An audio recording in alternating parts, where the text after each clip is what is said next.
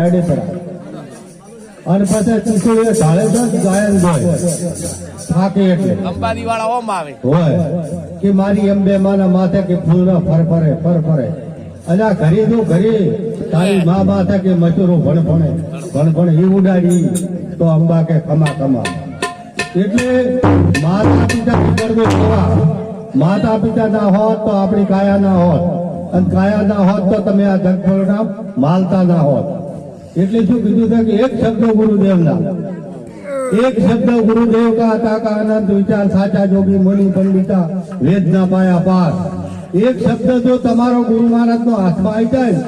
તો 4 વેદ 6 શાસ્ત્ર 18 પૂરણ વંદન કરતા થઈ જાય અને શું કે છે કે આ શરીરની ચોપડી ઉતરાવું તેની મોજડી બનાવું એ મોજડી મારા સદગુરુને પહેરાવું અને હવા કન્યાના દોન આલું તોય ના આવે મારા ગુરુ વસન ના તોલે ધન ગુરુ દેવા ધન ગુરુ દાતાર તમે મને મુક્તિનો માર્ગ બતાવ્યો છે એટલે શું કે છે કે લેને કો હરિનો ને દેને કો અનુભવ કરને કો આશીષના ડૂબને કો અભિમાન આલ્યા વગર કોઈ મળતો નથી આલેલો કોઈ દાડો અફળ દાતું નથી આપો તતો હરિભદો લક્ષિત તતો વિચાર તુલસીદાસ કે આ પ્રકટ પરમાત્માનો અવતાર છે આ એ મનુષ્ય અવતાર તો ખોઈ નાશો આમાં ભક્તિ કરવી હોય તો કરી લેજો લખે ફેર મનુષ્ય અવતાર લક્ષ રાશિ ફરીને આવશે અને આ તમારા જ આજની વાત છે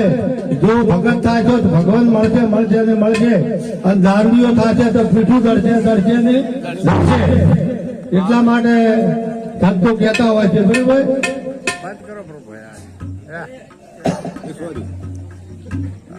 એટલે